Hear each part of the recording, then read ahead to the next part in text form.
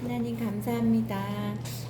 우리 또 오랜만에 이렇게 만났는데 하나님께서 또 우리를 이 자리로 모으셨고 또 우리에게 하나님을 사랑하고 또 사랑하는 하나님을 알고자 하는 마음 주셔서 감사합니다. 하나님께서 우리를 만드시고 우리를 잘 알고 계시듯이 우리도 우리를 지으신 하나님을 알고 그 하나님을 전하는 삶을 살아가게 하여 주시고 우리 하나님이 얼마나 좋은 분이신지 그것을 누가 물어봐도 그것을 자신 있게 얘기해 줄 수 있는 그리스도인으로 우리를 세워주시기를 원합니다. 오늘 이 주기도문을 통하여서 하나님께서 우리에게 주시고자 하는 메시지가 무엇인지 더 자세히 알아 이 주기도문으로 기도를 할 때마다 이 뜻과 의미를 생각하며 더 깊이 있게 기도할 수 있는 우리가 되게 하여 주시옵소서. 이 시간 성령님께서 우리를 가르치시고 깨닫게 하시고 또 하나님을 알게 하시는 그 계시를 열어주실 것을 믿습니다. 예수님 이름으로 기도드렸습니다. 아멘. 네. 자리에 나와 시간과 마음과 모든 것을 드리는 한 분 한 분 축복합니다. 네, 주님의 기도, 이 주기도문이라고 하는 건데, 이제 우리 교회에서는 매주 주일마다 이 주기도문을 하진 않습니다. 옛날 그 예배 형식에는 주기도문과 사도행전이 꼭 들어갔지만 이제 지금은 선택적이에요. 그리고 목사님이 하고자 할 때 이렇게 같이 하고 이렇게 하는데, 근데 이 주님이 가르쳐 주시는 기도는 우리에게 너무너무 중요한 것들을 다 담고 있겠죠. 그래서 이것을 외우는 거고 외워서 우리가 기도하는 거예요. 그래서 우리 같이 한번 읽어보겠습니다. 마태복음 6장 9절에서 13절까지 나와 있는 주기도문 시작. 하늘에 계신 우리 아버지여 이름이 거룩히 여김을 받으시오며 나라가 임하오며 뜻이 하늘에서 이루어진 것 같이 땅에서도 이루어지이다. 오늘 우리에게 일용할 양식을 주시옵고 우리가 우리에게 죄 지은 자를 사하여 주는 것 같이 우리의 죄를 사하여 주시옵고 우리를 시험에 들게 하지 마시옵고 다만 악에서 구하시옵소서. 나라와 권세와 영광이 아버지께 영원히 있사옵나이다. 아멘. 네, 이게 주기도문이고 이 주기도문 대략적으로 우리가 어떤 뜻인지는 알겠지만 더 깊은 의미로 성경적인 의미를 이 내용을 책을 통해서 우리가 좀 알아가는 시간을 갖도록 하겠습니다. 일단은 동기와 목적 보면요, 대부분의 그리스도인들은 주기도문이라고 부르는 기도의 정확한 명칭은 뭐라고요? 주님의 기도다. 주님께서 가르쳐 주신 기도라는 의미입니다. 너희는 이렇게 기도하라 하고 주님이 우리에게 가르쳐 주셨어요. 자, 그래서 이 두 번째 단락에 보면 주님의 기도와 관련하여서 제일 먼저 생각해야 할 것은 예수님께서 우리에게 이 기도를 가르쳐 주신 동기와 목적이다. 먼저 그 동기를 살펴봐야 된다. 동기를 살펴봐야 된다.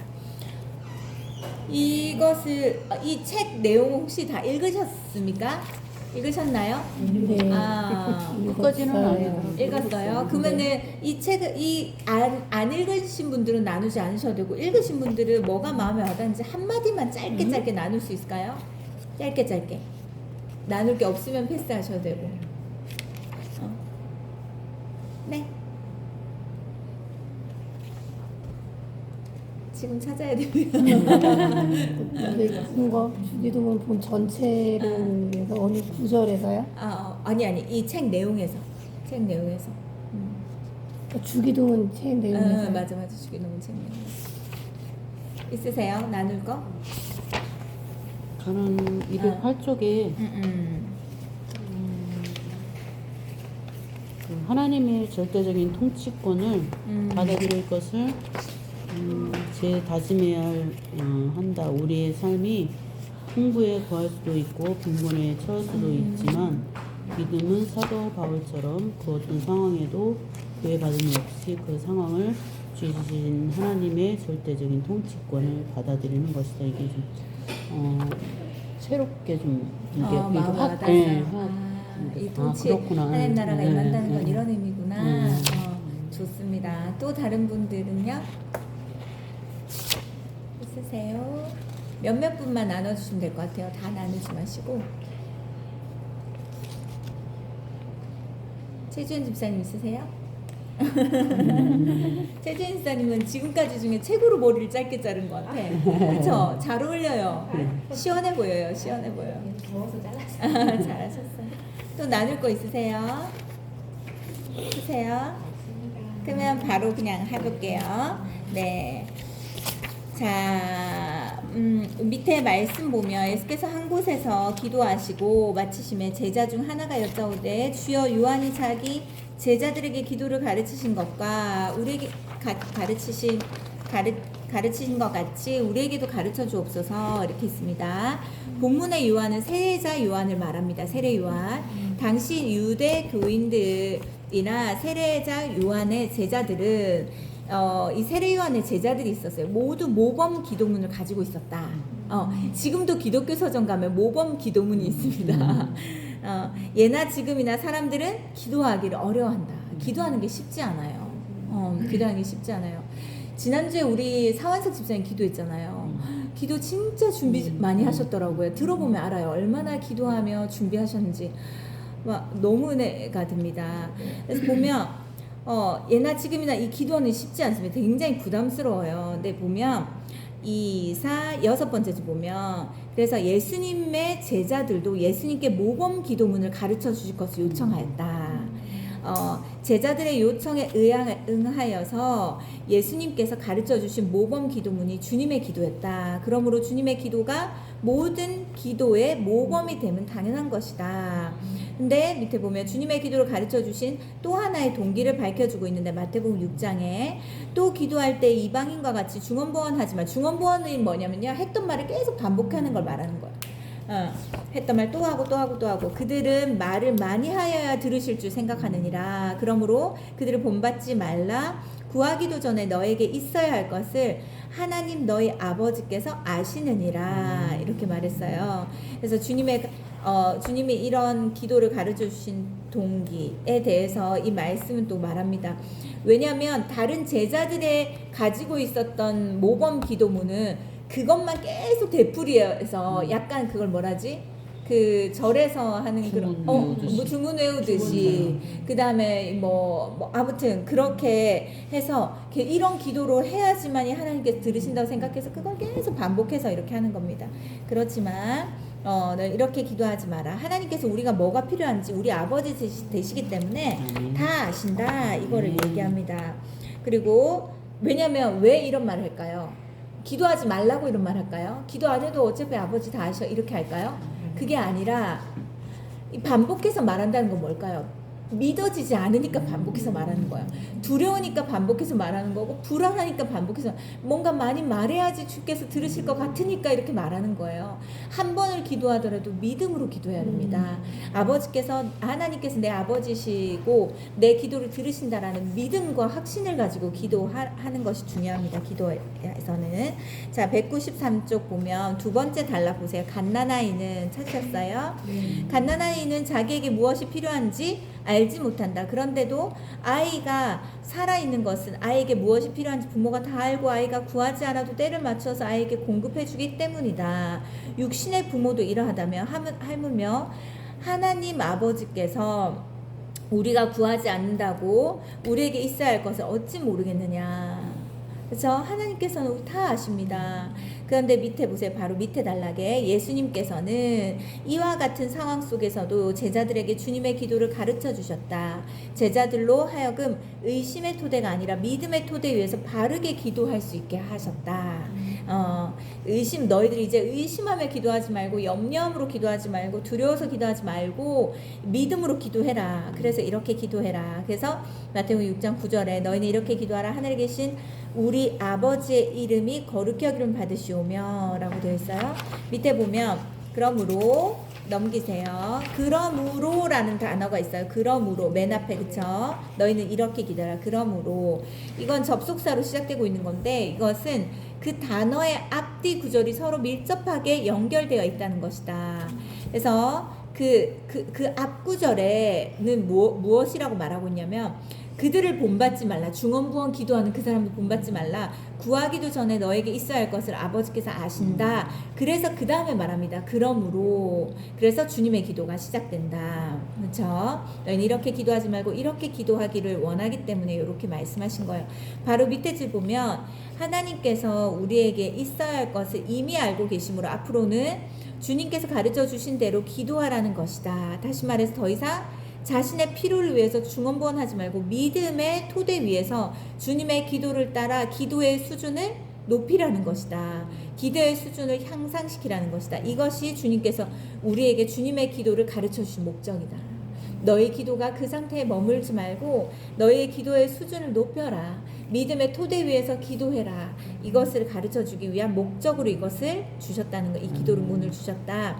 밑에 한 사람의 신앙 수준이 어느 정도인지 가늠하는 방법은 다양할 수 있다. 그러나 대개의 경우 급박한 상황이나 위기에 직면했을 때 어떻게 대처하는지를 보면 그 사람의 신앙 수준이 나오게 돼 있다. 어려움을 만나 그 어려움 앞에서 어떻게 반응하는지 보면 그 사람 믿음이 나옵니다. 그 경우에는 그리스도인답게 처리하는 사람이라면 성숙한 신앙의 소유자임이 틀림없다. 또 하나의 방법은 기도의 내용을 통해 아는 것이다. 그 사람의 신앙이 어떤 수준인지 아는 방법, 어려움을 딱 맞닥뜨렸을 때 그 사람 반응을 보면 알 수 있고, 또 하나는 기도를 통해 알 수 있다. 신앙의 수준과 기도의 수준은 언제나 같습니다. 신앙의 수준과 기도의 수준은 딱 같습니다. 그래서 이 사람 만약에 가정을 위해서, 내 자녀만을 위해서, 내 남편만을 위해 기도하잖아요. 그럼 그 사람의 신앙은 딱 가정 안으로 제한되어 있습니다. 그런데 내 후손, 이 자녀의 후손까지 하나님 믿음의 대통이 이어지게 해달라고 기도하는 사람은 그까지 신앙의 수준이 가 있는 것이에요. 근데 내 가정뿐 아니라 이 교회와 또 온 열방에서, 온 세계 안에서 하나님을 믿는 사람들을 품고 내가 기도한다. 그렇다면 그 사람은 골방에서 기도한다 할지라도 그 사람의 신앙의 수준은 엄청나게 넓은 거예요. 지경이 넓은 것입니다. 밑에 보세요. 매일 새벽 기도에 참여해서 열심히 기도해도 내 돈, 내 건강, 내 가족, 내 사업, 내 것만을 위해 기도하는 사람의 신앙은 자기라는 테두리에서 벗어날 수가 없다. 그 사람은 가정에서도 교회에서도 일터에서도 자기라는 틀에 갇힌 자기 노예일 뿐이다. 그러나 하루에 단 5분을 기도해도 기도의 내용이 늘 하나님의 뜻과 이웃을 위한 것이라면 그 사람이 어떻게 사는지 굳이 보지 않아도 그가 성숙한 신앙임을 알 수 있다. 우리의 기도를 보면 그 사람의 신앙과 그 사람의 그 성숙함을 볼 수 있다는 것입니다. 기도의 수준과 신앙의 수준은 어긋나지 않는다. 예수님께서는 자기 틀에 갇힌 우리의 기도의 수준을 끌어올리기 위해서, 결과적으로 우리의 신앙 수준을 향상시켜주기 위해서 주님의 기도를 우리에게 가르쳐 주셨다. 그래서 주님의 기도의 내용을 우리 한번 보겠습니다. 하나하나 떼어놓고 한번 볼게요. 기도의 대상이 첫 번째 나옵니다. 하늘에 계신 우리 아버지요. 그렇죠? 오른쪽에 나옵니다. 네, 주님의 기도의 첫 번째 단락은 기도의 대상에 대한 내용이다. 우리 기도의 대상은 하늘에 계신 우리 아버지시다. 아버지라고 먼저 고백하는 것이 기도의 시작입니다. 아버지라고 부르는 것은 무엇을 말하는 겁니까? 하나님과 나와의 관계를 말해주는 거예요.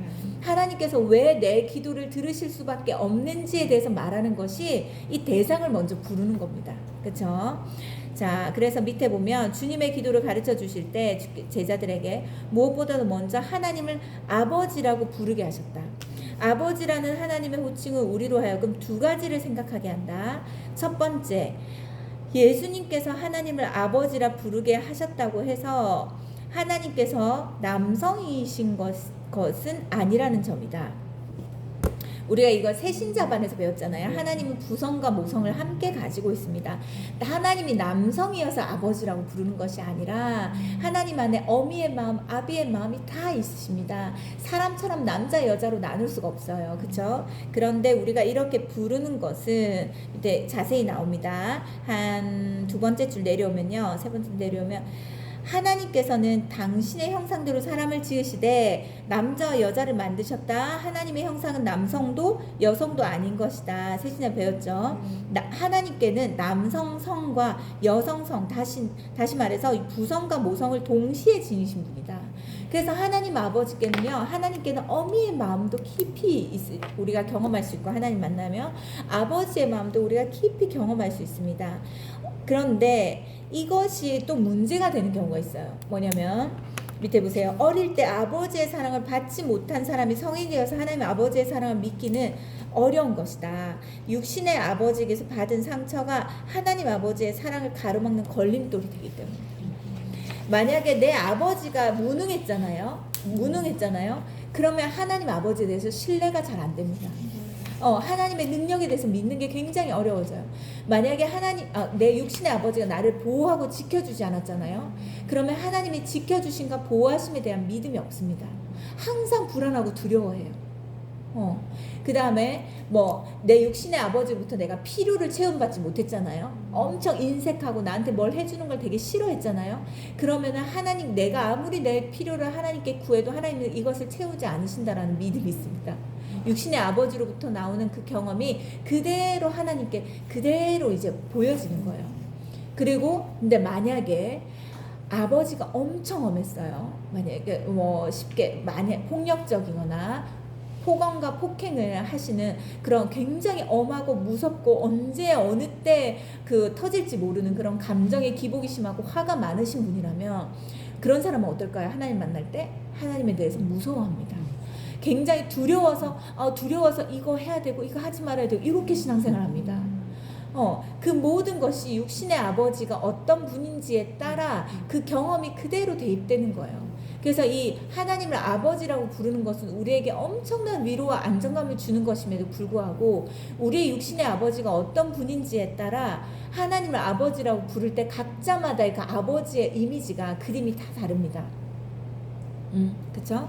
그래서 오른쪽에 그 196쪽 보세요. 메뉴에. 이런 면에서 우리가 남자라면 특히 조심해야 된다. 그쵸? 왜냐면 여기는 지금 다 여자들이지만 남자들이 아버지가 되고 아버지로서 자녀들에게 비치는 그 모습이 내 자녀가 하나님을 만날 때 걸림돌이 될 수 있다라는 거예요. 그래서 굉장히 조심해야 됩니다. 그래서 우리의 자식이 하나님의 사랑을 얼마나 빨리 그리고 깊이 신뢰하느냐는 일반적으로 우리 남자 아버지가 자식의 어떤 이미지로 각인되고 있느냐에 따라서 결정되는 것이다. 근데 여기 보자. 어느 목사님이 알코올 중독자 아버지의 횡포 속에 살았어요. 그 목사님인데도 불구하고 하나님의 아버지의 사랑을 인격적으로 받아들이는 게 10년 이상이 걸렸대요. 치유돼야 되고 회복돼야 될 게 너무 많았던 거예요. 아버지의 잘못된 그 아버지 상이 있어서. 그래서 이 밑에 보면 하나님을 인간적인 의미에서 아버지, 남성으로서만 의미할 때 이런 결과가 있다. 그렇기 때문에 하나님을 남성으로 인식해서 우리가 아버지로 고백하는 게 아니라는 것을 우리가 이해해야 됩니다. 이것에 대한 시작부터 이해와 개념이 달라야 하나님을 아버지라고 부르는 것에 여러 가지 오해들을 막을 수가 있습니다. 그래서 밑에서 2, 4, 6의 8번째 줄 보면 그러므로 찾으셨어요? 우리가 하나님을 아버지라고 부를 때 하나님의 부성과 모성을 동시에 느낄 수 있다면 하나님의 사랑에 대한 우리의 믿음은 더 깊어질 것이다. 아버지라는 하나님의 호칭에 대한 두 번째로 우리가 생각해야 될 것은 그 시대의 상황을 알아야 된다. 2000년 전으로 거슬러 올라가 예수님이 부활하시고 승천하셨어요. 하늘로 올라가셨어요. 예수님이 없는 거예요. 눈에 보이는 예수님이 없는 거예요. 이때 제자들은 초대교회 교인들이 이 교회에 모여서 날마다 기도하며 예배했어요. 그런데 예수님이 승천하고 눈에 보이지 않습니다. 근데 예수님을 따르는 이 제자들, 예수님을 믿는다고 하는 이 무리에게 무엇이 주어졌을까요? 이들에게는 박해와 가난과 굶주림과 고난이 주어졌습니다. 그쵸? 그런데 오른쪽에 4번째 줄 보면 그 절망적인 상황 속에서 그들이 하나님을 아버지라고 부르는 것만으로도 그들의 심령이 얼마나 하나님의 위로가 되었는가. 그러니까 예수님은 승천하셔서 눈에 보이지 않습니다. 하늘로 올라가셨어요. 그런데 하나님께서 내 아버지라는 이 고백은 내 옆에 내 앞에 지금 예수님은 없지만 하나님이 아버지로 우리를 돌보신다, 우리를 도우신다, 우리와 함께 하신다라는 이 믿음의 고백인 겁니다. 그래서 이들에게는 너무너무 이 고백이 절실하고 절박한 고백이었던 거예요.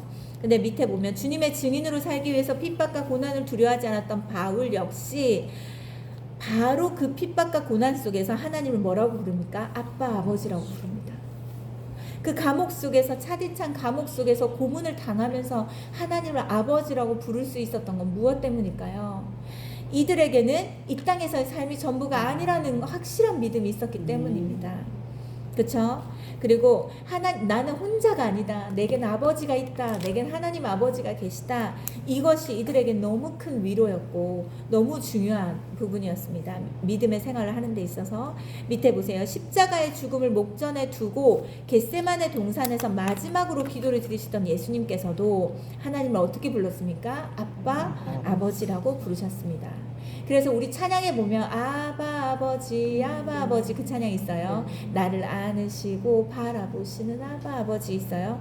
하나님께서 예수님께서도, 그리고 고난 가운데 있는 바울도, 그 다음에 제자들, 핍박 가운데 있는 제자들도 하나님을 아버지라고 부릅니다. 그 밑에 단락으로 내려와 보세요. 우리가 하나님을 아빠, 아버지라고 부를 때 우리는 그 호칭 앞에서 하나님의 자녀로서 권리와 의무를 동시에 지닌다. 하나님을 아버지라고 부르는 것은 당연히 우리는 자녀이기 때문에 아버지라고 부르는 거죠. 그래서 옆에 보면 하나님을 아빠라고 부를 때 우리는 아빠가 지닌 모든 것에 대한 권리를 갖게 된다. 하나님을 아버지라고 부를 때 우리는 아버지에 대해 자식으로서의 의무를 다하게 된다. 어린 자식이 아버지를 아빠라고 부르는 동안에는 자기 권리만 내세우지만 그 자식이 장성하여서 아버지를 아버지라 부르는 순간부터 자식의 의무를 다하는 이치와도 같다. 하나님이 내 아버지시고 내가 그분의 자녀라는 것은, 우리가 영적으로 어린아이였을 때는 우리를 주께서 계속해서 돌보십니다. 근데 우리가 영적으로 장성하여 성장했을 때는 우리는 자녀로서의 권리와 의무를 아버지께 하게 됩니다. 그래서 사명을 이루는 것이고 아버지의 뜻이 무엇인지 궁금한 것이고 그것을 이루어 드리는 삶을 살고 싶어 하는 것입니다. 우리가 하나님의 자녀라는 그 이유 때문에 우리에게 그런 책임과 의무가 우리에게 오는 것이에요. 그렇죠? 그게 무슨 사역자들, 목회자들만 하는 것이 아닙니다. 자녀들에게 동일하게 주어진 것입니다. 그렇죠? 그래서 우리가 하나님을 아버지로 부르기 때문에 아버지하고 부르며 하는 모든 것들은 다 합당합니다. 우리 자녀기 때문에. 그쵸? 우리 그 중고등부 예배 때 저기가 있어요. 헌금 시간이 있습니다. 헌금 시간. 근데 만약에 의기 회원이 혜인이가 헌금을 미처 준비하지 않았어요. 누구한테 올까요? 저한테 옵니다.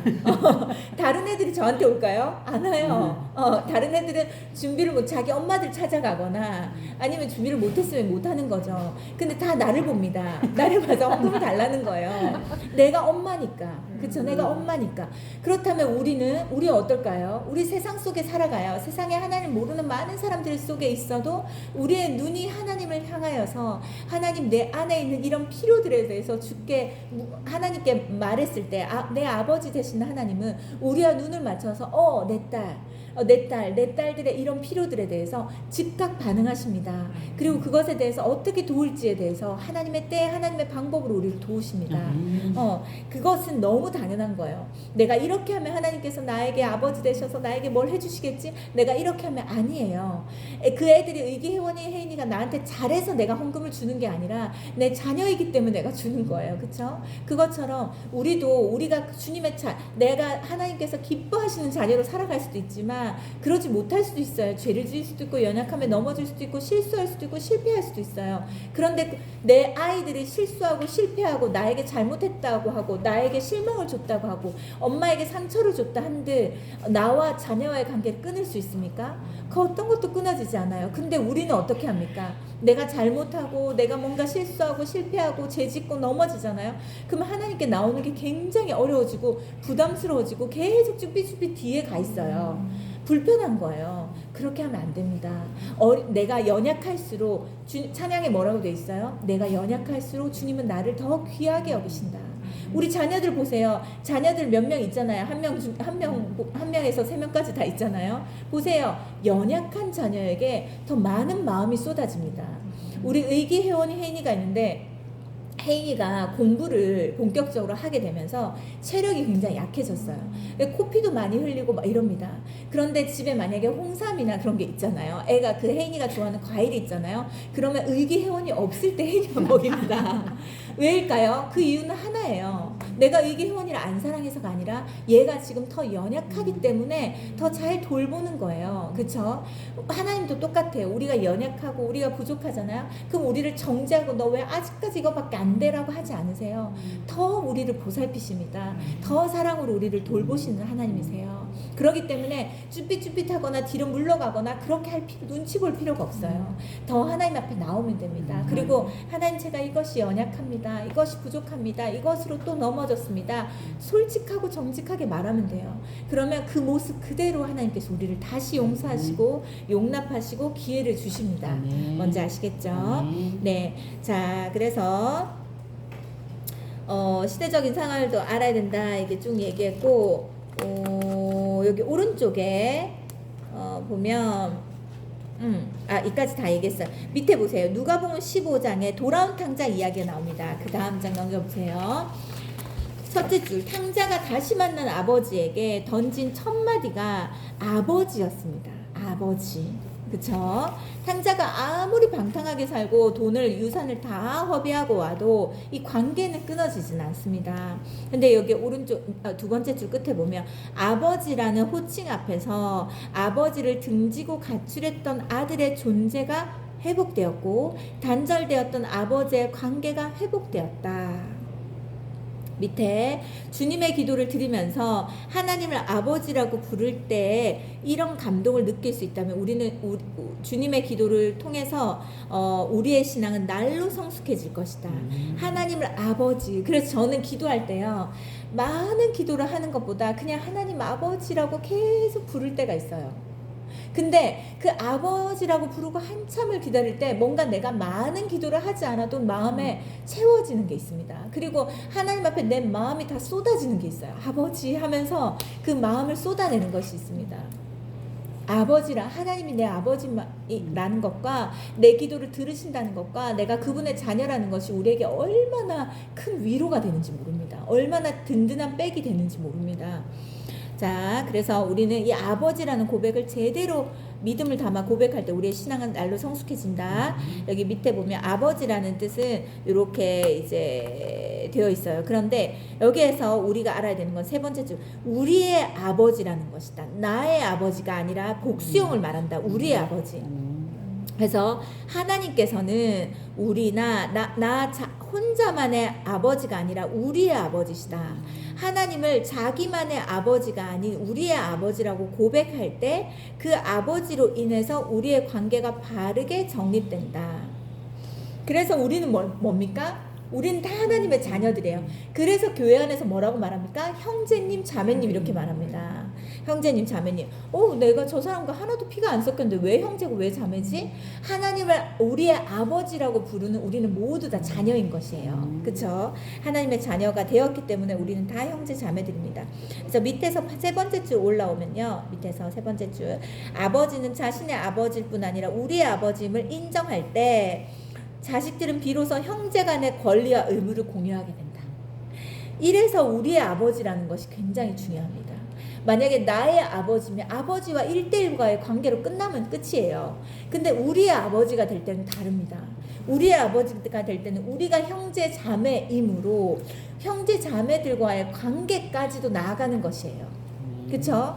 만약에 우리 자녀들이 내 엄마야 내 아빠야 라고 하고 형제들을 완전히 무시한다면 부모의 입장에서 그 아이들을 볼 때 마음이 절대 기쁘지 않겠죠. 엄마만 독차지하려고 아빠만 독차지하려고 형제들은 모르는 듯이 그렇게 인생을 산다면 얼마나 마음 아프겠어요. 똑같습니다. 우리가 신앙생활 할 때 지체들을 완전히 나 몰라라 하고 하나님만 있으면 돼. 하나님만 사랑하고 하나님께 예배하고 난 하나님만 섬길 거야. 이것은 진짜 건강하지 못한 신앙인 것이고 균형이 완전히 다 깨져버린 거고 성경에서 벗어난 신앙을 혼자 하고 있는 것입니다. 오른쪽에 보세요. 두 번째 단락 보세요. 그대가 찾으셨어요? 우리가 성숙한 그리스도인으로 살아가기 원한다면 하나님 아버지께서 우리의 아버짐을 잊지 말아야 된다. 다시 말해서 하나님에 대한 우리의 사랑은 반드시 사람에 대한 사랑으로 확장돼야 된다. 그래서 십자가는 위아래로는 하나님 사랑, 가로로는 이웃 사랑. 하나님 사랑, 이웃 사랑 우리가 동시에 하는 것이 하나님께서 우리에게 주신 계명의 큰 계명입니다. 그래서 옆에 보면 오늘날 그리스도인들이 세상으로부터 비판받는 가장 큰 이유는 자신밖에 모르기 때문입니다. 이 그리스도인들의 이기적인 행동이 그 믿는 사람들이 욕먹게 합니다. 욕먹게 해요. 믿음이 없는 사람들에게 덕이 되고 은혜가 되게 해야, 모범이 되게 해야 되는데 그러지 않고 오로지 자신만 생각하는 거예요. 그것이 믿지 않는 사람들에게 거부감과 불편함을 줍니다. 이렇게 하는 것은 성경적인 것이 아닙니다. 자, 밑에 보면 이제 이 말씀 중요하니까 이거 같이 읽어볼게요. 시작. 내 마음을 다하고 목숨을 다하고 뜻을 다하여 주 너의 하나님을 사랑하라 하셨으니 이것이 크고 첫째 되는 계명이요 둘째는 그와 같으니 내 이웃을 너 자신같이 사랑하라 하셨으니 이 두 계명이 온 율법과 선지자의 강령이니라. 내 마음과 목숨을 다하여 그 뜻을 다하여서 주 너의 하나님을 사랑하라. 이것이 크고 첫째 되는 계명이니 둘째도 그와 같다고 했어요. 그렇다면 첫째 계명만 큰 것이 아니라 둘째 계명도 중요하다는 것을 말합니다. 그래서 그와 같다는 것은 똑같다는 걸 말합니다. 그래서 하나님 사랑, 또 밑에 줄 보세요. 예수님께서는 하나님 사랑과 사람 사랑이 가장 큰 계명이라고 답하셨다.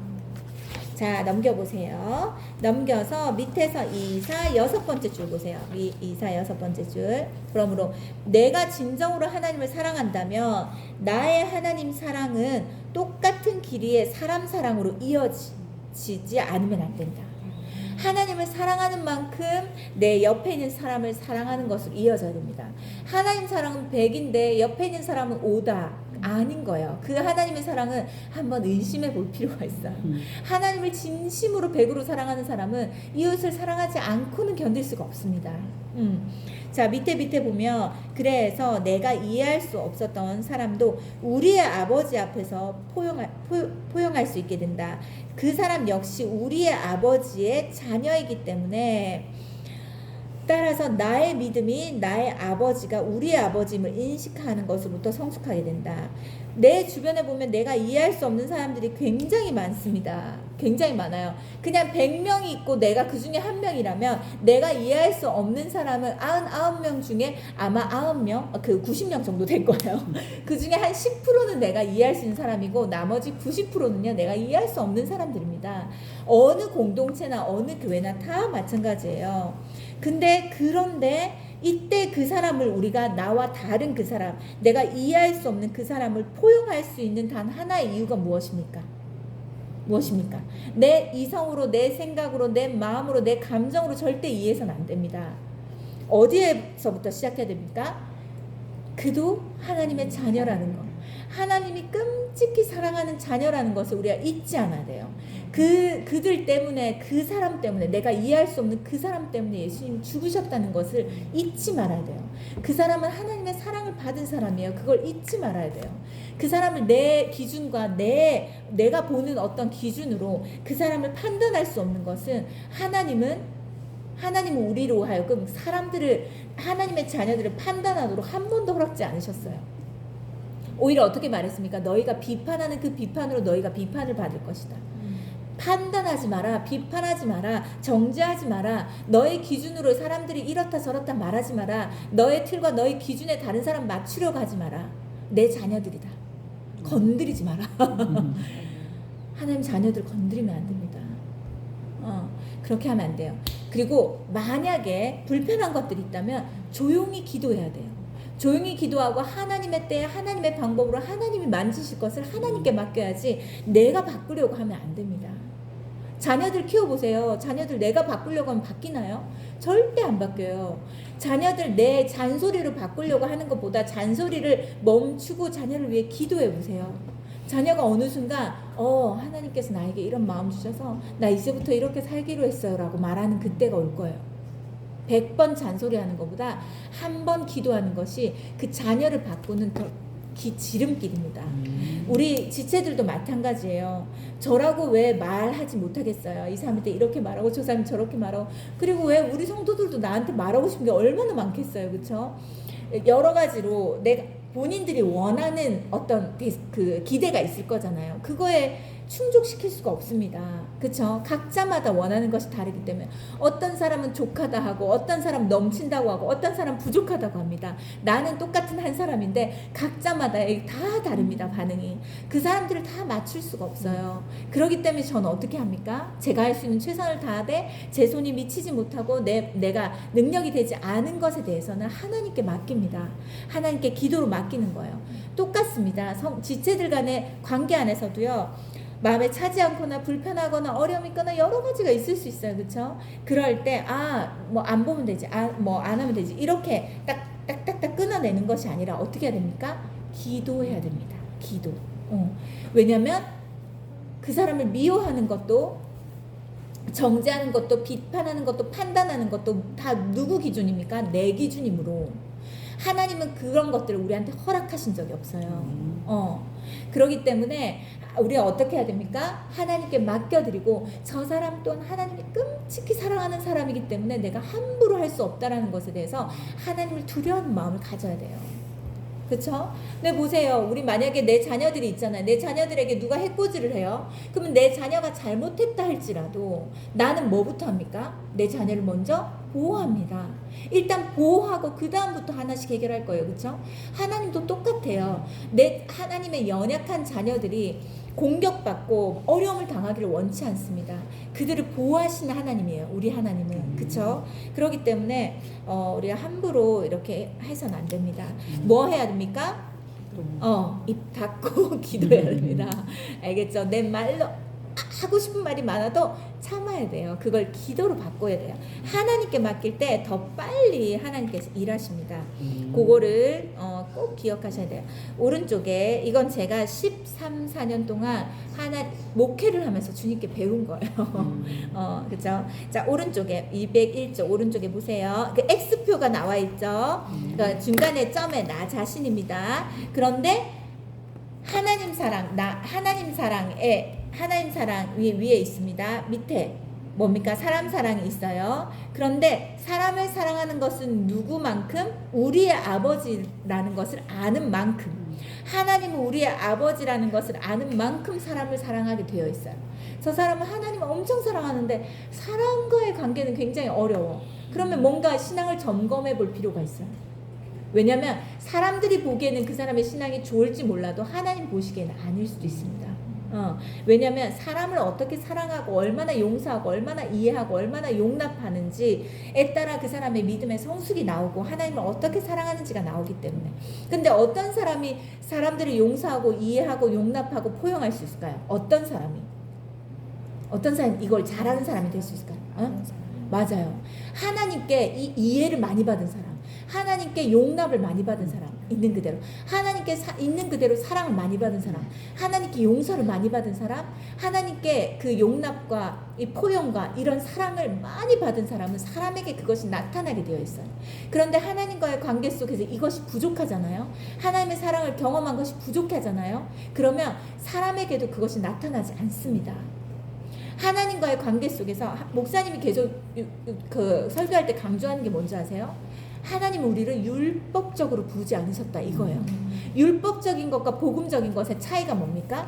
율법적인 건 뭡니까? 내가 이런 것들 지켜야지 주님 복 주신다. 내가 이런 걸 해야 주님께서 나에게 은혜를 주신다. 내가 이런 걸 해야 조건적인 게 율법적인 거예요. 근데 우리는 그 율법을 이룰 수가 없어요. 그래서 예수님께서 율법을 완성시키셨어요. 그래서 우리는 은혜의 자녀들이에요. 은혜. 복음의 자녀들이에요. 그렇기 때문에 우리의 어떤 행위로, 우리의 어떤 행실로 하나님의 축복을 끌어당기는 사람이 아니에요. 불공을 들여서 뭔가를 하나님께 뭔가 몇만 배를 해가지고 하나님께 은혜를 끄집어내야 되는 게 아니에요. 뭡니까? 우리가 하나님의 자녀인 것이 바로 하나님께서 우리를 축복하시고 우리가 그 축복을 누리는 당당한 그 관계를 우리는 가진 거예요. 그쵸? 관계 안에서 이 축복과 은혜와 사랑과 모든 것들이 풀어지는 것이지 율법적으로 무언가를 해야지 되는 것이 아니에요. 그렇다면 사람들을 향해서 계속해서 어떤 기준을 제시하는 사람은 하나님에 대해서 무엇을 경험한 사람일까요? 하나님의 복음과 은혜와 용납과 용서, 있는 그대로의 사랑, 이것을 경험한 것이 부족하다는 뜻입니다. 그리고 자꾸 이렇게 해야지만, 근데 우리나라 사람들 이렇게 신앙생활 많이 합니다. 왜일까요? 우리나라는 유교가 있잖아요. 유교 위에 기독교가 들어와가지고 이게 섞여버렸어요. 그러니까 약간 미신적인 그 기독교를 믿는 거예요. 내가 이렇게 해야 주께서 나에게 이렇게 하실 것 같고, 이렇게, 물론 성경 말씀에 뿌린 대로 거둔다라는 말씀, 하나님의 성경적인 원칙은 있지만 내 행실과 내 행위로 하나님의 은혜를 구하고, 이게 아닙니다. 관계를 통해 하나님이 내 아버지신 것과 내가 자녀가 되었다는 이 관계 속에서 이 모든 것들이 풀어지는 것이지, 약속이 이루어지는 것이지 이제 그런 것들이 아닙니다. 그렇다면 이 사람은 무엇을 경험해야 됩니까? 하나님께 기도해야 돼요. 하나님의 사랑을 내가 더 많이 알게 해주세요. 하나님의 그 끊임없는 사랑, 변함없는 사랑, 어떤 사람도 수용하시고 용납하시고 포용하시고 감싸시고 용서하시고 품으시고 사랑하시는 그 사랑을 내가 하나님께 더 많이 경험하고 싶습니다. 내가 더 많이 알게 해주세요. 하나님의 사랑을 내가 경험한 만큼 그 사랑을 내가 줄 수 있습니다. 내가 그런 사람 되게 해주세요 라고 기도하면 됩니다. 뭔지 아시겠죠? 그래서 우리 자녀들도 보세요. 부모로부터 사랑을 충분히 받은 사람은 밖에서요, 사랑을 주고 받는 것이 굉장히 자연스러운 사람이 됩니다. 그런데 부모로부터 사랑을 받아야 되는 그 시기에 그 사랑을 받지 못했어요. 그러면은 밖에서도 계속해서 결핍의 연속이에요. 관계도 제대로 못해, 사랑 받는 것도 사랑 주는 것도 제대로 못합니다. 뭐 해야 됩니까? 기본적인 부모로부터 사랑을 받아야 이게 가능한 것이므로 그게 하고 싶어도 안 되는 거예요. 우리도 신앙생활 할 때 똑같습니다. 하나님의 사랑, 그래서 내 안에 뭔가 마음이 강팍해지려고 한다. 뭔가 계속 내 잣대로 막 사람들이 막 이렇게 판단하려고 하는 마음이 막 올라온다. 그럴 때 멈춰야 돼요. 그리고 그때 빨리 하나님께 찾고, 하나님 저에게 하나님 사랑을 부어주세요. 하나님의 다음 없는 그 사랑, 변함없는 사랑, 그 사랑이 나에게 부족합니다. 이 사랑이 있어야 내가 그 사랑으로 사람들을 사랑할 수 있습니다. 그 사랑을 하나님께 구해야 됩니다. 그래야 사랑으로 이어질 수 있어요. 알겠죠? 네. 자, 보세요. 밑에 그 표 밑에 보면요, 2, 4, 5번째 줄 보면 그리스도를 쫓는 그리스도인이 된다는 것은 이런 X의 삶을 추구하는 것이다. 그것은 우리의 삶이 하나님 사랑, 사람 사랑, 나의 아버지와 우리 아버지의 조화와 균형을 이루는 것을 말한다. 근데 먼저는 나의 아버지를 만나야 됩니다.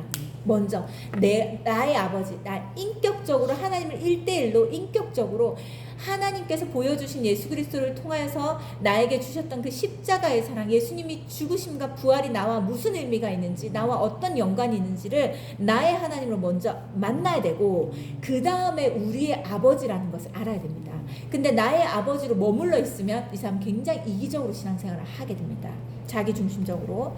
자, 밑에 보세요. 하늘에 계신 우리의 아버지라는 의미다. 원래 원어를 보면 밑에 세 번째 줄 내려가면 하늘들에 계신 우리의 아버지라는 뜻이다. 이 원어에 보면 이 좀 이상하잖아. 하늘을 하나인데 하늘들의 아버지 이상하잖아요. 밑에 보면 밑에 보세요. 하늘들에 계신 아버지는 하늘에만 계신 아버지가 아니라는 것이다. 그래서 아버지 지금 어디 있습니까? 물어볼 때 하나님 어디 있습니까? 하늘에 있습니다 라고 말하는 것은 맞기도 하지만 틀리기도 해요. 아버지는 하나님은 하늘에 계시기도 하지만 옆에 보세요. 시간과 공간을 초월해서 편재해서 계시는 아버지다. 편재란 뭐예요? 두루 퍼져 있다. 시간과 공간을 초월해서 하나님은 두루 퍼져 있는 하나님이십니다. 그렇기 때문에 우리 하늘 위에도 계시고 또 우리 한국 땅 안에도 계시고 미국 땅 안에도 계시고 아프리카 땅 안에도 계시고 두루 퍼져 계시는 하나님. 그래서 하나님께서 계속 다스리십니다. 그래서 그러므로 하늘들에 계신 아버지는 무소부재하신 아버지를 말하는 것이다 라고 되어 있습니다. 그래서 우리가 여기에서 하나님을 아버지라고 부르도 하나님은 내 딸아 내가 여기 있다 말씀해 주시고 대답해 주시고, 어디 가서 일본 가서 그렇게 부른다 하더라도 딸아 내가 여기 있다라고 말하는 게 이런 하나님이기 때문입니다. 뭔지 아시겠죠? 그래서 2, 4, 6번째 줄 내려와 보세요. 그래서 그들은 그 자신들의 생명을 하늘들에 계시는 우리의 아버지라고 온전히 맡겼고, 하늘들에 계시는 우리의 아버지께서는 그들의 생명을 영원토록 책임져 주셨다. 초대교인 교인들에 대한 걸 말합니다. 그들이 굉장히 혹독한 박해 속에 있었기 때문에 우리의 하나님이야. 우리의 하나님이 우리를 지켜주실 거야 하고 자신의 생명들을 맡겼어요. 옛날에는 어떻게 고문을 당하고 어떻게 죽음을 당하고 어떻게 순교했는지 아시죠? 그 원형 그런 데 있습니다. 사자굴처럼 사자들이 있는데 거기에 사람들을 예수님을 믿는다는 이유만으로 그 사람들을 생 몸으로 그냥 거기에 던집니다. 사자의 밥이 되게 합니다. 근데 그 사람들이 끝까지 사자의 밥이 되고 사자의 먹이가 되면서도 예수 그리스도를 부인하지 않습니다. 왜 그렇습니까? 왜? 예수님이 진짜 나를 위해 죽으셨다는 것을 알고 나에게는 영원한 삶, 천국이 준비되어 있다는 걸 알기 때문에 그들이 그 믿음을 절대 굽히지 않았던 것입니다. 제가 일본에 언제였죠? 우리 동경으로 전도여행을 간 적이 있어요. 동경으로. 그때에 일본에 있는 그 일본인 목사님이요, 우리한테 얘기를 하더라고요. 누구냐면 그 진짜 유명한 목사님 있잖아요. 그 못 위에 거르쳤던 모든 고난과 고통 무슨 목사님이지? 엄청 유명한 목사님 계시거든요. 일제 치하에 때 그 핍박 가운데서 목사님들을 제일 먼저 죽입니다. 근데 그때에 여러 목사님들이 그것에 대해서 타협하는 거예요. 그걸 뭐라고 하냐면 그 우상숭배 하는 것에 대해서 너희가 고개만 까딱하면 너희 생명 살려줄게. 근데 어떤 목사님들이 어떻게 타협했을까요? 내 마음에서 하나님에 대해 경배하고 내 몸으로 하는 것에 대해서는 나한테 의미가 없다. 그러고는 그렇게 한 거예요. 근데 끝까지 주기철 목사님 알죠? 주기철 목사님이 끝까지 그것에 대해서 부인합니다. 신사참배 하지 않습니다. 그리고 못이 거꾸로 박혀있는 그 위를 걷습니다. 발바닥이 찢어지는 고통이 있다 하더라도 그 길을 걷습니다. 근데 일본인 목사님 그 얘기 하더라고요. 한국이 가장 부러운 것은 그렇게 죽음 앞에서도 죽음을 두려워하지 않고 믿음을 지켰던 주기철 목사님 같은 분이 믿음의 조상으로 있다라는 것이 한없이 부럽다는 거예요. 자기의 땅에는 그런 조상이 없다라는 거예요. 제가 얼마나 우리가 다 전도여행팀이 우리 애들 가가지고 얼마나 우리나라에 대한 자부심이 있었는지 몰라요. 그때에 타협하지 않고 믿음을 끝까지 지켰던 그 사람들이 있었기 때문에 그 믿음이 우리한테까지 내려온 거예요. 그렇죠? 그런데 우리는 어떻게 합니까? 열심히 타협하잖아요. 우리는 지금 목에 칼이 들어오고 총이 들어오지도 않는데도 그냥 순순히 타협합니다. 그렇죠? 요것과 이것을 바꿀 때가 너무 많습니다. 우리 자신을 돌아보아야 됩니다. 그리고 잘 보세요. 우리 자녀들이 우리가 하는 선택과 결정을 다 보고 있습니다. 그리고 그것을 그대로 따라합니다. 오늘 우리 혜원이가 오늘 문화의 날이라고 해가지고 영화비가 반값이래요. 7,000원. 근데 이제 우리 혜인이가 영화를 엄청 보고 싶은 영화가 있었어요. 그거를 이제 보러 간다는 거예요. 그런데 7시 28분에 그 영화가 끝난 거예요. 여기서 율량동 CGV는 금방 가깝잖아요. 엄마 얼른 데리고 오면 안 될까? 택시비도 아깝고 막 그런데. 뭐 어떻게 해야 될까요? 만약에 그렇게 한다면 얘네들도 예배 시간을 타협해서 무언가를 하는 사람이 되겠죠. 그래서 아니야, 너희 택시비가 들어도 걸어서 와서 다리가 아프다 하더라도 너희가 선택한 거니까 너희가 하는 거야. 엄마는 이 예배 시간을 지키고 예배 시간에 이 자리에 와야 돼 라고 이야기하는 거. 그게 대가가 있다 하더라도 예배 시간에 대해서 아이들한테, 왜냐면 내가 이렇게 하는 이유는 잠깐 갔다 올 수 있어요. 그것 때문에 누가 뭐라는 사람 없습니다. 그렇게 하는 이유는 내가 하는 결정과 선택에 대해서 애들이 그대로 따라하기 때문이에요. 그대로 따라요. 아프다고 교회를 안 오잖아요. 그러면 아프면 교회 안 가는 거구나. 아플 때마다 교회 안 갑니다. 근데 아파도 교회를 가잖아요. 내가 지금 쓰러져서 응급실 가는 정도로 아프지 않은데 난 그래도 예배를 드릴 거야. 애들이 그렇게 합니다. 똑같이. 죽을 만큼 아프지 않으면 교회 갑니다. 똑같이 따라한다고 생각하면 돼요. 자, 보세요.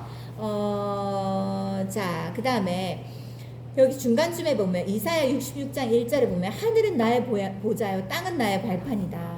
이게 무슨 말일까요? 온 세계와 온 우주가 하나님께서 다스리신다는 겁니다. 하나님이 요 하늘에 있는 요 공간에만 딱 계시는 분이 아니라는 거예요. 밑에 줄에 보면 이처럼 시간과 공간을 초월하여서 무쇠부재하신 하나님을 인식한다면 우리가 어디에서 어떤 상황을 맞든 바로 그곳에 우리의 아버지께서 우리와 함께 계시는데 무엇이 두렵겠는가? 무세부자하신 하나님께서 우리와 함께 계신다. 시간 공간을 초월해서 함께 계신다. 그러면 뭐가 두렵겠어요? 어디에서든. 그쵸? 밑에 줄 보세요. 어디서 무엇을 하든지 하늘에 계시는 우리의 아버지께서 다 보고 계시는데 그 사실을 알면서 우리가 어찌하여서 감히 그릇된 짓을 행할 수 있겠는가? 하나님이 다 보고 계신다. 하나님이 다 알고 계신다. 하나님이 우리를 지켜주신다. 이것이 우리에게 큰 믿음이 되고 있다면 그 사람은요, 누구보다도 당당하고 누구보다도 떳떳하고 누구보다도 평안하게 살아갈 수 있습니다. 이 세상을. 자, 오른쪽에 203쪽 오른쪽에 보세요. 그 두 번째 이 바로 위에 세 번째 줄 보면요, 우리가 그리스도인으로서 해서는 안 될 것을 서슴없이 행하는 것은 바로 그곳에 하나님께서 계심을 망각하고 있기 때문이다. 우리는 진정으로 하늘들에 계신 우리의 아버지를 믿어야 된다. 어디에도 계시는 그 아버지에 대한 믿음이 있어야 우리는 정말 하나님에 대한 믿음의 삶을 살아낼 수 있다.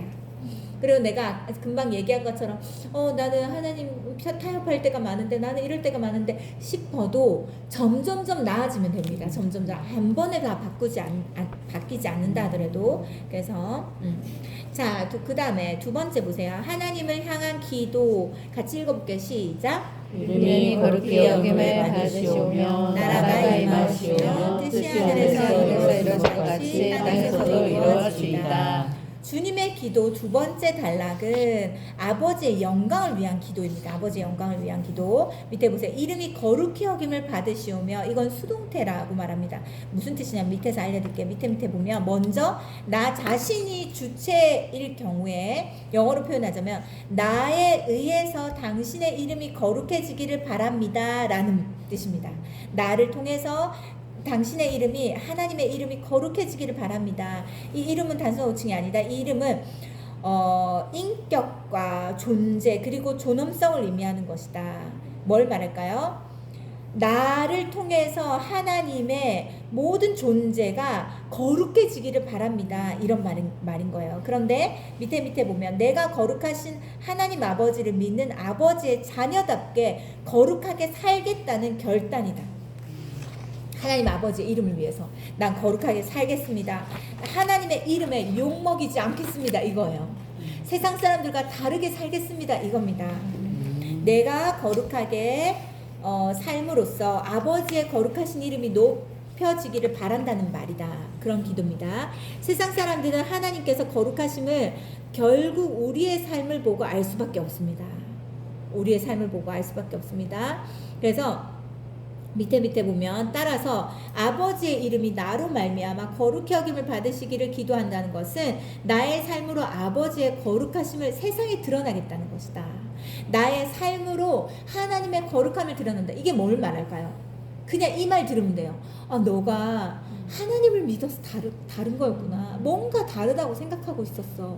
이 다른 게 이런 거였구나. 넌 안 믿는 사람들과 확실히 다른 것 같아. 요 말 들으면 나를 통해서 하나님의 이름이 거룩히 높아지고 있다는 것입니다. 근데 너 하나님 믿고 있었어? 다를 게 하나도 없네 우리랑. 아니면 너 하나님 믿는데 이 정도야? 안 믿는 사람보다 더해 라고 말하는 걸 만약에 듣는다면 큰일 납니다. 큰일 나요. 그래서 우리를 통해서 우리가 하나님 믿고 있기 때문에 교회를 다니고 있기 때문에 예배 드리고 있기 때문에 하나님 자녀이기 때문에 뭔가 다른 뭔가가 있어야 됩니다. 그것을 세상 가운데서 드러내라 이겁니다. 밑에서 보세요. 만약 하나님 아버지의 이름을 거룩히 하는 주체가 하나님 아버지이실 경우에, 아까는 내가 주체였어요. 지금 아버지일 경우에 당신에 의해서 당신의 이름이 거룩해지기를 바랍니다. 이 성경 구절이 있습니다. 세번역 성경으로 그 이름을 거룩하게 하여 주시며 라고 되어 있어요. 오른쪽에 보세요. 페이지에 세 번째 줄. 우리는 하나님 아버지의 자녀이면서도 범죄함으로 인해서 우리 아버지의 이름을 더럽히고 말았다. 우리 또 그럴 때가 있잖아요. 그리고 그 매스컴을 통해서 그런 사람들이 또 있습니다. 엄청 많아요. 그러나 우리에게는 우리가 더럽힌 하나님 아버지의 이름을 깨끗게 할 능력이 없기 때문에 주님의 기도를 통해서 아버지께서 친히 당신의 이름을 거룩하게 회복시켜 주기를 기도한다는 것이다. 역시 앞으로는 아버지의 이름을 더럽히지 않겠다는 결단의 기도라는 의미에서는 이 기도의 주체가 나 자신일 경우와 동일하다. 이 기도의 주체가 나일 경우에, 이 기도의 주체가 하나님일 경우에 동일하게 우리의 삶을 통해서 거룩하신 하나님의 이름을 드러내야 된다는 겁니다. 뭔지 아시겠죠? 우리의 몫이다. 우리의 삶으로 이게 나타나야 된다. 요겁니다. 그 다음에 밑에 에스겔 말씀 중간에 진하게 된 거 보면 너희가 그들 가운데 더럽힌 나의 큰 이름을 내가 거룩하게 할지니라. 하나님께서 거룩하게 한다고 하셨지만 결국은 하나님은 우리를 변화시키고 우리를 회복시켜서 우리를 통해서 하나님의 거룩을 다시 회복하시는 분이시거든요. 그렇기 때문에 하나님이 주체가 되어도 내가 주체가 되어도 그 이름이 거룩하게 진다라는 그 모든 것은 나의 삶을 통해서 나타나야 된다. 요거는 같은 말씀이다. 밑에서 2, 4, 5번째 줄 하나님께서 인간에 의해서 더럽혀진 당신의 이름을 당신께서 거룩하게 회복시켜 주실 것임을 친히 밝히신 말씀이다. 지금까지 살펴본 그러니까 왜냐하면 왜 이 말씀이 필요할까? 왜 하나님의 주체가 된 이 의미가 우리한테 필요할까요? 왜냐하면 우리가 삶으로 살아내고자 하지만 안 살아질 때가 있잖아요. 안 될 때가 있습니다. 그럼 어떻게 됩니까? 하나님의 이름은 거룩하지 않고 땅에 떨어집니까? 그렇지 않습니다. 우리가 최선을 다해서 우리 삶을 통해서 살아야 하지만 하나님 또한 하나님의 이름이 거룩해지기 위해서 일하신다는 겁니다. 우리만 한다면 소망이 없지만 하나님도 함께 하신다는 겁니다. 밑에 보면 지금까지 살펴본 것처럼 하나님의 이름을 거룩하게 하는 주체를 사람으로 볼 수도 있고 하나님으로 이해할 수 있다. 하지만 중요한 사실은 어느 쪽이든 이 기도를 드리는 사람이 앞으로 거룩하게 살기를 결단한다는 의미다. 내가 거룩하게 살겠습니다. 내 삶이 거룩해지겠습니다. 이 결단이 담겨져 있는 기도의 내용이다. 이걸 얘기합니다. 그 다음에 2, 4, 5번째 두 번째 단락의 두 번째 문장은 뭐라고 되어 있습니까? 나라가 임하시며 하나님의 나라가 임하도록 해달라는 기도입니다. 이 기도는 무슨 의미를 말할까요? 무슨 의미입니까? 첫 번째, 예수 그리스도 안에서 이 세상과 자기 자신에 대한 하나님의 통치권을 받아들인다는 것이다. 우리가 하나님의 자녀가 되잖아요. 하나님의 자녀로 딱 예수님을 영접하고 하나님의 자녀가 된 그 순간부터요, 우리는 이 세상에서도 지배를 받게 되지만 하나님 나라의 통치를 받게 됩니다. 하나님 나라의 통치를 받게 됩니다. 왜냐하면 우리가 예수님을 믿고 하나님의 자녀가 되었다는 것은 곧 하나님 나라의 백성이 되었다는 거예요. 백성. 난 하나님 나라의 백성이다 라는 것입니다. 그래서 우리가 하나님 나라로 그대로 가는 거예요. 죽어서도 하나님 나라로 그대로 가는 것이 그겁니다. 내 나라이기 때문에 내 하나님 나라. 그것은 그 나라의 통치권을 받아들인다는 것이다. 통치권을 받아들인다는 것이다. 밑에 보세요. 그 나라의 통치권을 받아들이는 것은 그 절대적인 주권을 절대적으로 받아들이겠다는 것이다. 하나님께서 내 삶을 절대적으로 주권하셔서 다스리시는 것을 우리가 허용해드린다는 거예요. 하나님 내 삶을 다스려주세요. 내 생각을 다스려주세요. 내 감정을 다스려주세요. 내 말을 다스려주세요. 내 삶을 다스려주세요. 내 자녀를 다스려주세요. 모든 것들을 하나님께 통치권을 허락한다는 것입니다. 그래서 절대 주권을 믿는다는 거죠. 하나님이 다스림 아래 내가 있다라는 걸 믿는다는 것입니다. 밑에 보세요. 주님께서는 너희가 나를 택한 것이 아니요 내가 너희를 택하여 세웠다라고 말했습니다. 그리고 내가 너를 지명하여 불렀다. 그래서 너는 내 것이다 라고 말합니다. 우리가 하나님을 알기도 전에 하나님께서 너는 내 것이라고 지명하여 불러주셨다. 하나님의 절대적인 주권이다. 이건 완전한 은혜인 거예요. 선택받은 은혜. 그리고 옆에 보면 하나님의 절대 주권이 아니고서는 나처럼 형편없는 죄인이 하나님 아버지의 자녀로 택함을 받지 못했을 것이다. 보세요. 우리가 예수 믿기 전에 어땠는지 생각해 보세요. 근데 보세요. 우리가 주님의 자녀로 주님 안에 이렇게 올 수 있었던 것은 누군가의 기도가 있었습니다. 반드시 그냥 된 것이 아니에요. 밑에 줄 보면은 하지만 우리는 우리를 불러주신 하나님의 절대 주권에는 감사하면서 우리를 부르신 건 좋아요. 자녀로 사는 것도 좋고 자녀의 특권도 좋고 다 좋습니다. 그런데 우리의 삶을 다스리시는 하나님의 절대 주권인 통치권을 받아들이지 않는다고 한다. 이게 뭘 말할까요? 하나님 날 선택해서 하나님 자녀로 사는 건 원하는데 그건 너무 좋아요. 하나님 자녀로 구원받는 것도 너무 좋은데 내 삶은 내 맘대로 살고 싶은 거예요. 내 가치관대로, 내 생각대로, 내 우선순위대로, 내가 원하는 방향대로, 내 생각대로, 내 개념, 내 신념, 내 가치관을 내려놓지 않고 하나님의 그것에, 하나님 나라 안에 그것에, 하나님의 그 주권 안에서 나를 완전히 복종시켜서 맞춰서 살아야 되는데 그건 싫은 거예요. 그러니까 하나님의 선택받은 자녀인 건 좋고 그 다음에 내 삶은 내 마음대로 살고 싶어하는 이 두 가지가 같이 있다는 겁니다. 지금 그리스도인들 중에. 그래서 여기 보세요. 오른쪽에 2, 4, 네 번째 줄 보면 둘째. 그러므로 이 기도는 자기 중심으로 살려는 어둠의 권세와 충돌을 회피하지 않겠다는 결단적입니다. 이게 무슨 말이냐면 내가 아까 말했잖아요. 우리 하나님의 은혜로 자녀가 된 건 너무 좋은데 내 중심적으로 내 마음대로 살려고 하는 것이 있습니다. 이런 사람들을 이렇게 살도록 사단은 계속해서 우리를 유혹합니다. 너 맘대로 살아. 너 맘, 딱 한 번이잖아. 다음부터 그렇게 하면 되잖아. 이번만 이렇게 해. 하고 계속 타협하게 하고 계속 유혹해서 우리를 넘어지게 합니다. 그런 것으로부터 우리는 어떻게 해야 됩니까? 적극적으로 그것을 도망가지 않고 그것을 맞서 싸운다는 것입니다. 아니야, 그렇게 하지 않을 거야. 나는 하나님께서 나를 다스리시는 대로, 나를 인도하시는 대로 나는 살 것이야 라고 딱 뿌리칠 수 있는 거, 이걸 여기에서 말하고 있는 거예요.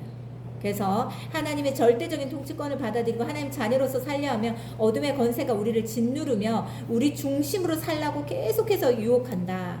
그래서 밑에 보세요. 독일 신학자 본회퍼는 이렇게 말했습니다.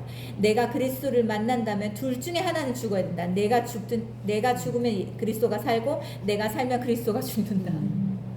그러니까 결론은 뭡니까? 내가 죽어야 됩니다. 내가 완전히 죽어야. 신앙생활이라는 건 뭐냐면 그리스도인으로서 성장해 가고 있다는 건 뭐냐면 내가 얼마나 죽었는지 그걸 말하는 거예요. 밑에 보세요. 그대 속에서 그리스도가 살아야, 우리 속에서 그리스도가 살아야 그리스도 안에서 하나님의 나라가 우리의 삶에 임한다. 우리 안에 예수님께서 계셔야 우리의 그 하나님 나라에서 우리의 삶 안에서 그리스도가 나타내신다는 겁니다. 그것은 우리 중심으로 살려는 우리 자신이 그리스도 안에서 죽을 때 가능하다. 그래서 날마다 나는 십자가에서 죽노라 바울이 얘기했어요. 왜냐하면 맨날 살아서 튀어나오는 것이 나이기 때문에 내가 죽었다 내가 살았다 이건 뭘 말하는 걸까요? 뭘 말하는 걸까요? 내가 만약에 누구한테 판단할 거리가 있어요. 그러면은 하나님은 어떻게 생각하시는지를 먼저 생각하고 하나님이 생각하고 하나님이 보는 눈과 마음으로 말로 내가 하고 있다면 그리스도께서 나를 다스리시는 거예요. 내가 죽어진 겁니다. 근데 하나님은 어떻게 생각하실지에 관심이 없고 내가 보이는 내 눈에 보이는 대로 내가 판단하고 내가 말하고 내가 표현한다면 내가 살아있는 것입니다. 왜냐하면 하나님이 사랑하는 자녀들을 함부로 판단하지 않으시기 때문이에요. 내가 말했잖아. 연약한 자녀를 더 사랑하신다고.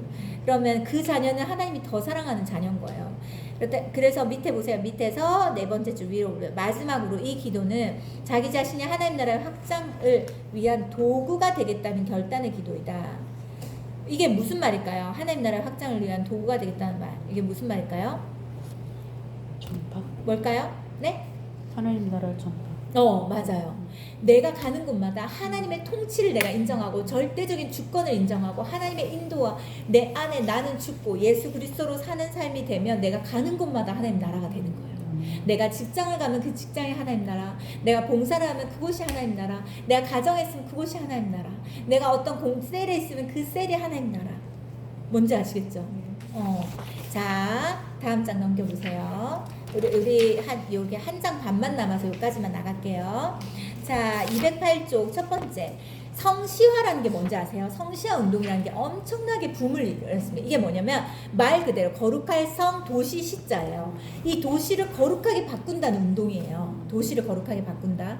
성시화 운동이라는 게 엄청 많이 이런 캠프도 많이 하고 수련회도 많이 하고 집회도 엄청나게 많이 했어요. 전국에서 사람들이 다 모여서 성시화 운동을 일으키고 이런 거 많이 했습니다.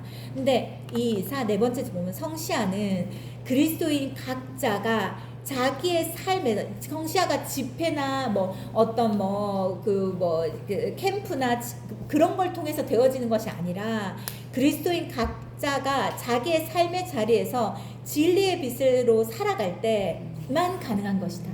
우리가 어둠 속에 빛으로 살아갈 때 그 빛들이 모여서 어둠을 몰아내잖아요. 그러면은 우리가 가는 그곳이 성시아가 되는 거예요. 거룩한 땅으로 바뀌는 것입니다. 그래서 밑에 보세요. 주님께서 우리에게 너희는 세상의 빛이라고 말씀하셨다. 그 말씀은 이 세상은 어둠이란 뜻이다. 주님께서 우리에게 너희는 세상의 빛이란 말이다. 세상은 어둡다. 그래서 세상이 낮이든 밤이든 주님 보시기에는 이 세상은 어둠이에요. 어둠. 이 세상 어둠이다. 어두움입니다. 네, 밑에 2, 4, 네 번째 줄 내려가 보면 그러나 그리스도인들이 진리의 빛이 되어서 세상의 어둠 속으로 들어가는 모습을 연상해 보라. 여러 개의 빛이 동서남북으로 퍼져나간다. 하루 이틀 지나면서 그 각각의 빛에서 또 하나의 빛이 퍼지고 거기서 또 다른 빛이 퍼지며 어두운 세상을 밝히는 성시아는 구호를 외치지 않아도 이루어질 것이다. 우리가 일본으로 전도회 갔을 때 있잖아요. 주님께서 환상을 보여주셨어요. 우리가 핑크색 하트가 있는 그 전도 문구를 일본어로 다 해가지고 수백 장을 가지고 그 문마다 꽂아놨습니다. 길거리에 있는 사람들마다 다 하나씩 나눠줬어요. 근데 그게 무슨 일본 사람들 반응이 없거든요. 일본 사람들은 예수도 다른 신과 똑같이 섬겨요. 예수님 믿을게요. 다른 신은 포기 못해요. 이게요. 유일신이라는 게 없어요.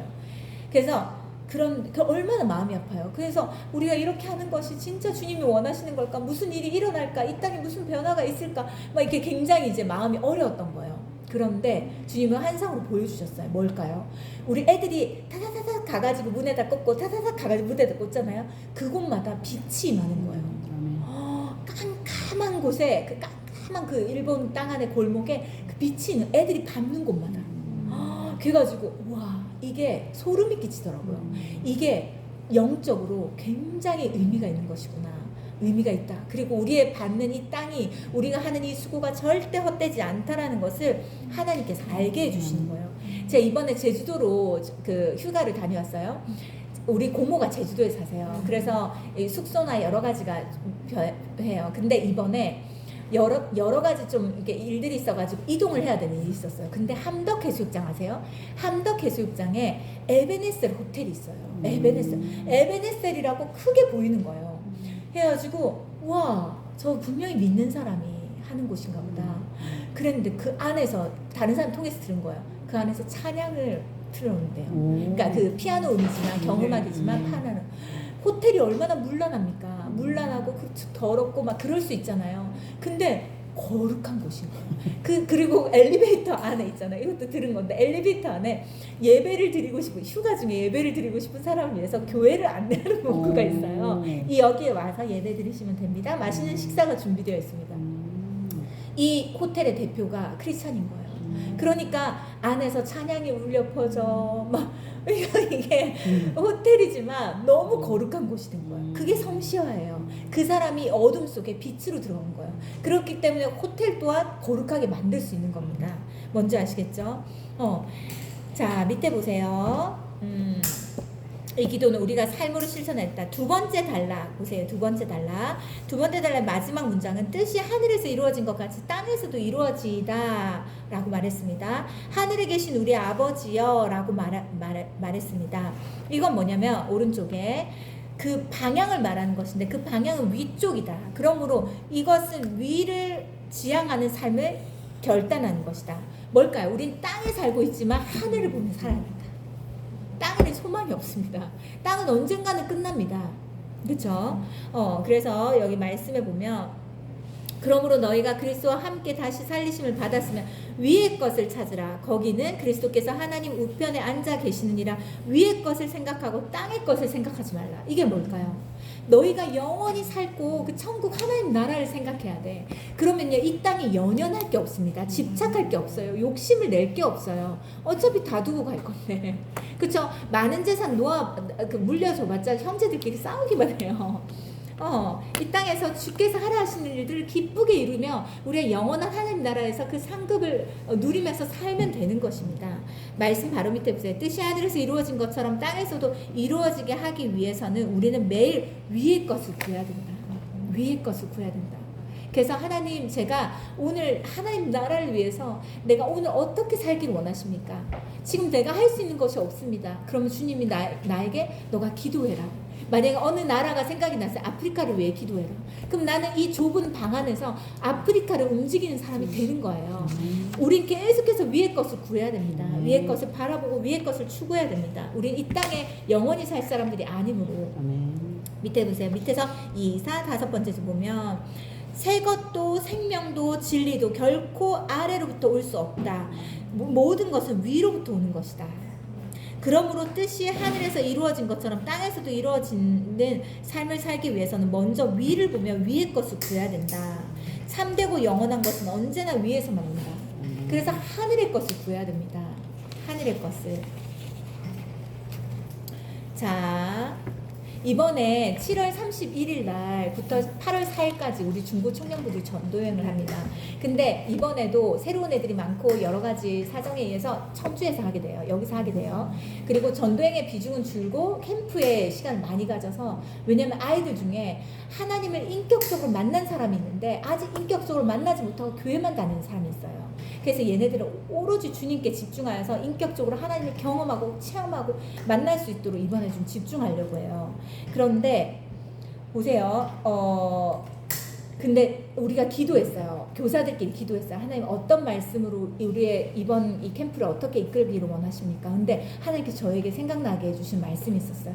예수님께서 세례요한을 통해서 세례를 받으실 때 하늘로부터 소리가 있어 라는 말이 있어요. 하늘로부터 소리가 있어. 이는 내 사랑하는 아들이요 내 기뻐하는 자라. 제 안에 소망이 생겼어요. 하나님 내 아이들, 우리 아이들이, 우리 중고 청년부 이 아이들이 하늘로부터 오는 소리를 듣게 해주세요. 그래서 이는 내 사랑하는 아들이요 내 기뻐하는 자라는 주의 음성을 듣게 해주세요. 그거 들으면요 이제 그 다음부터 끝나요. 그 다음부터 어려움이 있잖아요. 문제가 있잖아요. 하나님께 기도하면서 주의 음성 듣는 사람이 돼요. 하늘로부터 오는 소리를 듣는 사람으로 키워야 돼요. 그래야지. 왜냐면 우리가 최선의 길을 막 제시해 줄 때도 있지만 잘못된 길을 제시할 때도 있거든요. 그럼 큰일 납니다. 애가 둘러서 가는 인생을 살아가게 돼요. 곧장 가야 되는데 그러지 않기 위해서 우리 자녀들이 하늘로부터 오는 소리를 들어야 돼요. 그래서 이번 캠프를 위해서, 그걸 위해서 우리 다 부모들이니까 그렇게 기도해 주시면 좋을 것 같습니다. 우리 하늘로부터 오는 소리가 들려져야 된다. 그래서 보면 자, 첫 번째 줄 보면 이 기도는 또한 하나님의 뜻을 이루는 삶을 살겠다는 적극적인 결단을 의미한다. 뜻이 하늘에서 이루어진 건 땅에서 이루어진다. 역시 그야말로 이게 외운다고 절로 이루어지는 것이 아니다. 이 기도를 드리는 사람이 그 뜻을 이루는 통로가 되어야 된다. 아까 우리의 삶이 거룩한 통로가 되어야 된다고 얘기했어요. 그러므로 이 기도는 말씀의 사람이 되겠다는 결단을 뜻하기도 한다. 하나님의 뜻을 이루는 삶은 하나님의 말씀과는 뗄래야 뗄 수 없는 삶이다. 불가분의 관계다. 하나님의 뜻을 이루고 싶냐? 그 사람은 하나님 말씀을 가까이 하는 사람이어야 돼요. 하나님 뜻은 이루고 싶은데 말씀을 멀리한다. 그 사람 통해서 하나님 뜻은 이루어지지 않습니다. 그래서 밑에 보면 하나님 뜻을 이루는 삶을 살기 위해서 원하면서 하나님 말씀을 읽지 않는다면 그 사람은 하나님 뜻과 무관한 삶을 살 수밖에 없다. 밑에 2, 4, 5번째 줄 내려가면 하나님의 내적 계시를 알기 위해서는 하나님의 특별 계시인 하나님의 말씀을 보아야 된다. 하나님 말씀을 보지 않고는 내적 계시가 열리지 않습니다. 특별 계시가 그래서 매일 3장씩 말씀을 꼭 읽어야 돼요. 낭독을 하든 읽든 쓰든 뭐든지 해야 됩니다. 말씀을 가까이 하지 않으면 하나님의 뜻에서 멀어지게 되고 하나님의 뜻을 분별하는 게 흐려지게 됩니다. 영적으로 둔감한 삶이 돼요. 사람이 됩니다. 하나님의 말씀을 통해서만 하나님의 의도, 하나님의 뜻과 하나님의 섭리를 알 수 있다. 그러므로 뜻이 하늘에서 이루어진 것까지 땅에서도 이루어진다는 지는 아버지의 도구로 우리가 살기 위해서는 우리는 하나님의 말씀을 매일 먹고 마시지 않을 수 없다. 우리는 우리 자신도 모르게 하나님 뜻을 이루는 삶을 이렇게 말씀을 가까이 이렇게 살 수밖에 없다. 이렇게 됩니다. 말씀을, 근데 여기는 다 말씀을 가까이 잘 하는 사람들입니다. 혹시 포기하고 놓친 사람들이 있다면 나 못할 것 같은데 하는 사람이 있다면 지나간 건 다 괜찮아요. 바로 오늘부터 시작하세요. 괜찮습니다. 바로 오늘부터 다시 시작하면 됩니다. 그래서 하루에 3끼 먹듯이 말씀 3장씩 꼭 읽는 거 절대 잊지 마시고 한번 시도해 보세요. 집중이 안 된다, 눈으로 안 읽혀진다 그러면 저기 낭독하는 거 추천해 드립니다. 그리고 눈이 잘 보이고 쓰는 게 편하신 분은 쓰는 것도 좋습니다. 어떻게든 말씀을 가까이 함으로 하나님의 뜻과 진리와 또 하나님의 그 모든 섭리를 아는 것에 선명한 우리 모두가 되기를 축복합니다. 네, 제가 기도하겠습니다. 하나님 감사합니다. 오늘도 우리에게 말씀해 주셔서 감사합니다. 우리가 우리를 통하여서 하나님의 거룩하신 뜻이 이 땅 가운데 드러나고 나타나는 삶 살기를 원합니다. 네, 여전히 우리는 부족합니다. 우린 연약합니다. 그렇지만 그런 연약한 우리를 판단치 않으시고 우리를 용서하시고 용납하시고 다시 한번 기회를 주시고 우리에게 할 수 있다고 격려해 주신 하나님 아버지께 감사드립니다. 하나님, 우리가 하나님을 사랑하듯 우리 이웃을, 우리의 지체들을 하나님 사랑하듯 사랑하고 하나님께 받은 사랑을 그대로 줄 수 있는 우리가 되게 해주시기를 원합니다. 또 말씀을 가까이 함으로 하나님의 뜻이 우리의 삶 가운데 이루어지는 것을 꼭 보게 하여 주시옵소서. 또 이 땅의 것에 연연치 않고 위의 것을 생각하며 더 영원한 것들, 진리인 것들, 변하지 않는 것에 가치를 두며 살아가는 인생이 되게 하여 주시옵소서. 감사드리며 예수님 이름으로 기도드렸습니다. 아멘. 수고하셨습니다.